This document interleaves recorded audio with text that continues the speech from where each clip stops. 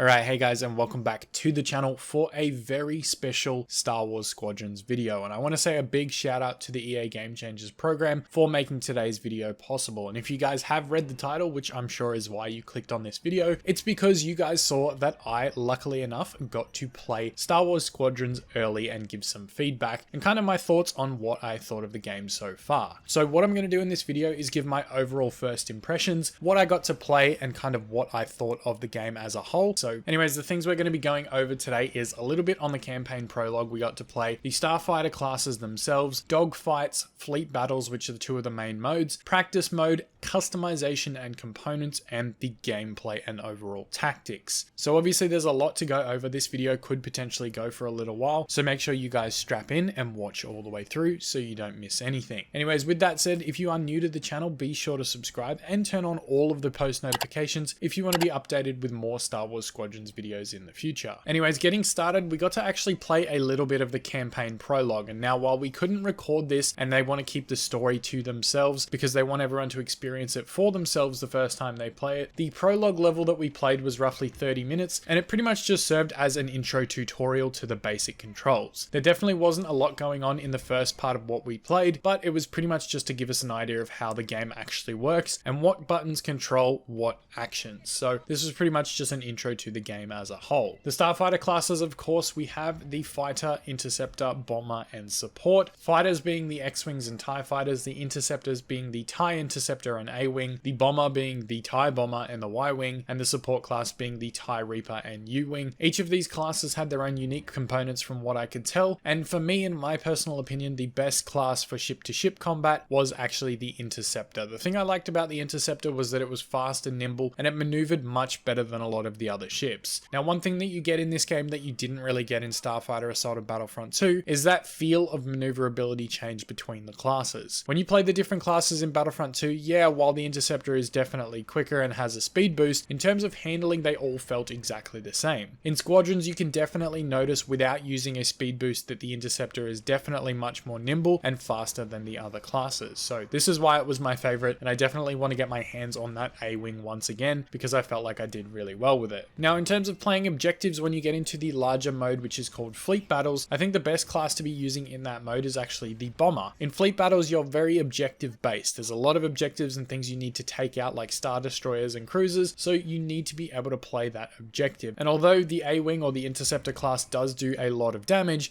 it's very lightweight and very fragile, so it does get taken out extremely quickly, especially when you're flying close to the enemy capital ships. So in the bigger modes like Fleet Battles, I definitely liked using the Bomber, but in the dogfight mode where it's just 5v5 starfighters, I definitely like the Interceptor better. Speaking of dogfights, we did get to play it for a little while, and it's pretty much just your straight up 5v5 mode. Think heroes versus villains, but with starfighters. It's essentially just you and your 4 other teammates against 5 players on the other team, and it will be best played in squads so you guys can coordinate your attacks. Yes, voice chat is enabled for this mode so you can actually communicate if you're solo queuing, and it works as a team deathmatch style with the first team to 30 eliminations winning the round. Now, during the round, you're going to see some things like green rings popping up in the air, which are repair and resupply points. Now, what these do is exactly what they've just said. They will either repair the damage done to your ship, or they'll resupply you with things like missiles or countermeasures that you've already used on your starfighter. Now, your missiles and countermeasures aren't like Battlefront 2. It's not like you use them once and they go into a cooldown and then they get resupplied. You don't have a cooldown. You actually, once you've used them in that life, that's it. They're gone. The only way to get them back is to hit one of these resupply points. So if you fly through one of these, or in the next mode, Fleet Battles, when you're actually in that mode, you can fly back to your capital ship and it'll resupply you as well. So what is Fleet Battles? Fleet Battles is the flagship mode for Star Wars Squadrons. It's a large-scale objective-based mode around space battles, and basically it's in 3 phases similar to your Galactic Assault mode from Battlefront 2. The first phase is straight up deathmatch. Eliminate the enemies,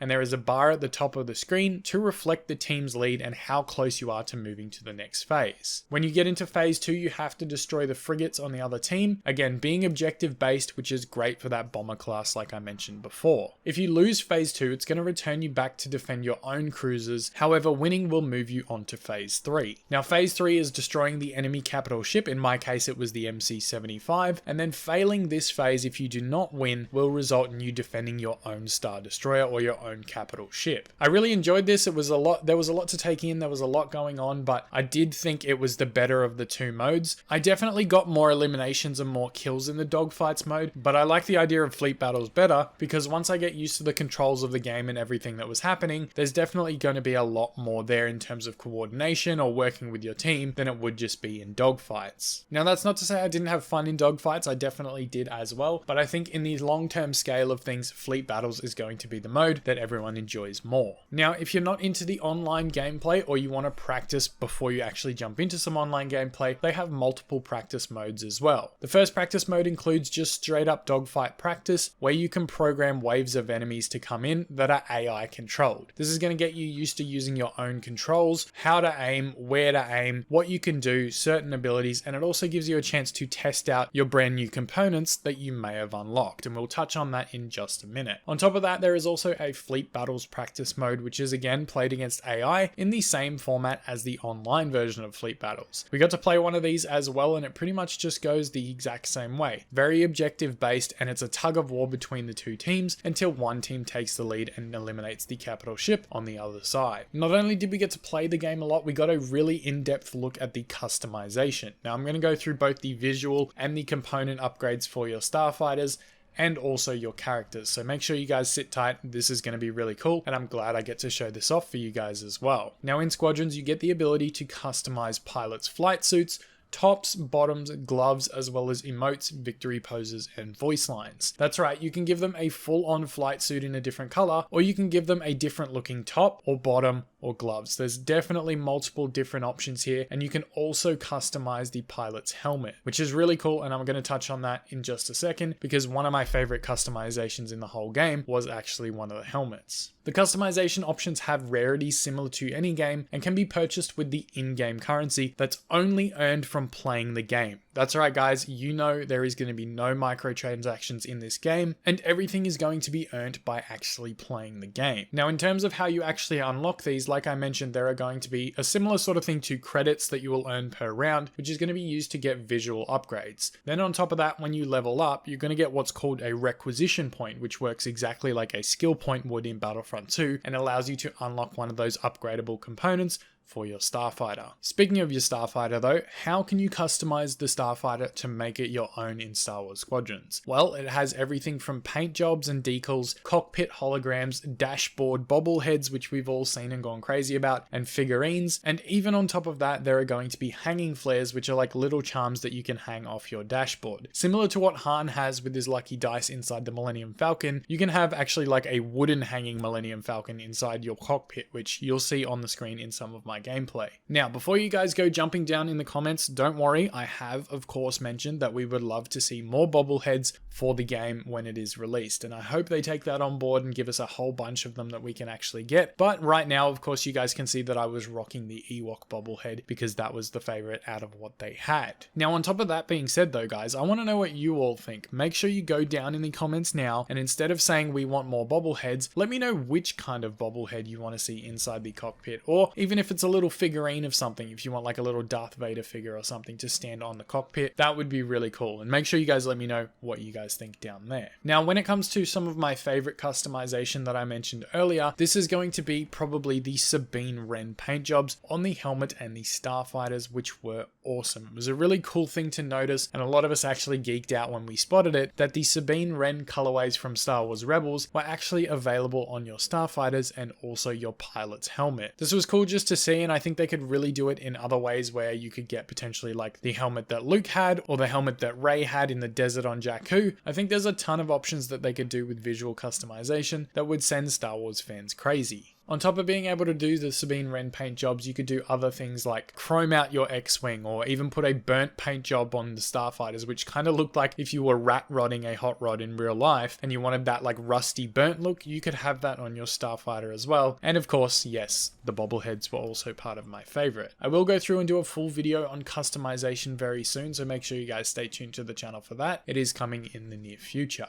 Now, next up, let's talk about something very important. The components, or starfighter upgrades as I like to call them. The components will be unlocked via requisition points, which I mentioned earlier, and they work again similar to skill points in Battlefront 2. Every time you level up, you're going to get a requisition point, and this can be used to be spent on these component upgrades. The components are broken up into 7 categories: your primary weapons, your left and right auxiliary or your abilities, your countermeasures which deter missiles or protect you from other things, the hull which is like your overall ship strength, shields and engines which are both self-explanatory. One thing I did really like while we played the game is we had a few options that we could play with to change these things. The primary weapon I managed to change to an ion cannon, which allowed me to disable enemy ships, making them lose control of it for a little while, which made it really easy to target them with missiles. This is just one example of like a combination that you could run so that you have a better advantage when you get into battle. Now, when it comes to your auxiliary abilities, it's like astromech's healing or missiles to fire at enemies. There's a slew of different opportunities that you can have with these different components, like healing or dealing damage or a lot of different things like that. So make sure you guys take a full look through when I upload that complete customization and components video. On top of this, you also have your countermeasures, which counters missiles or people locking on or gives you like a sensor jammer or something like that. There are a lot of cool ones in there, but my favorite one that I got to mess around with was one that I can't remember the name of, but it actually allowed you to redirect incoming missiles back at the enemy who shot them at you. So how this would work is if an enemy was locking onto you and they fired a missile, as the missile got close enough, if you activated this countermeasure at the right time, it would literally turn the missile right back around and launch it straight back at the enemy that shot it at you. I got a couple of sneaky kills doing this and it was really satisfying to see, so I think this is one thing that I'm going to look to run when Squadrons actually releases. So those are the main ones, but you also get shield and engine upgrades, which are self-explanatory. If you guys want to take a look at those, again, they'll be in the full video of customization. Now, we've gone over a ton of stuff already, but really the meat and potatoes is the gameplay. How did it feel? What was it like? Was it good? Was it clunky? Did it need work? I think, in my personal opinion, it's much more in depth than Battlefront 2 Starfighter Assault, which is a great thing in my opinion. Now, you are in first person view at all times, so if you haven't played Starfighter Assault on Battlefront 2 in first person, maybe give it a try, because this is kind of the view you're going to get during Squadrons. From inside the cockpit, you can see readouts of what enemies or teammates are around you and which type of starfighter you're also locked onto, giving you that realistic feel and almost putting you in the full immersion of piloting a TIE fighter or an X-Wing or any of the other starfighters in the game. Now, one cool thing that's really unique and Squadrons has added is the ability to divert the power to different subsystems, including your shields, engines or cannons, and this can also be seen inside the cockpit. With the touch of one button, you can divert more power to one of these systems, giving you a boost in that area. For example, if you boost your power to your engines, you will get a speed boost. If the power goes to your cannons, you'll have longer time to be able to fire before you need to cool down. If you boost all your power to your shields, you'll have a stronger defense on the outside of your ship and your shields will get more power. On top of the power diversion for your shields, you can actually divert the shields to either the front of your starfighter or the back, depending on where you need extra reinforcement. If you need more shield deflectors in the front of your ship because you're flying straight towards someone, you can do that. If you need it behind you because someone's chasing you and shooting you in the back, you can also do this as well. And this allows for a bigger skill gap when playing online. Anyone that masters these abilities and gets used to doing this is definitely going to have the advantage. So guys, this is pretty much everything that we can see so far from Star Wars Squadrons. Again, we got a couple of hours playing the game. I got a few games in and there's some really good footage there, which you guys would have seen. I didn't play very well. Obviously, it took a lot of getting used to and I spent most of the time dying and respawning. But I think once I get the hang of how the game actually operates and what all the controls are and when I can do them without looking or without having to remember which control goes where, it'll be much easier. So it's really cool that the readouts are on the dashboard or on the inside of the cockpit. I think it gives you everything you need to be successful right there, and it's just a matter of remembering those controls. I really did enjoy my first experience with Star Wars Squadrons, and I hopefully will get to test it again very soon or play it when the final game is released. And I know a lot of you guys are looking forward to me streaming it. I will be doing that also. But with all that said, guys, let me know down in the comments what you thought of this first look at some Star Wars Squadrons gameplay, and drop a like on the video if you guys enjoyed it. Anyways, I'm going to get out of here. I will see you all in the next video. Thank you again for tuning in, and may the Force be with you always. The Sith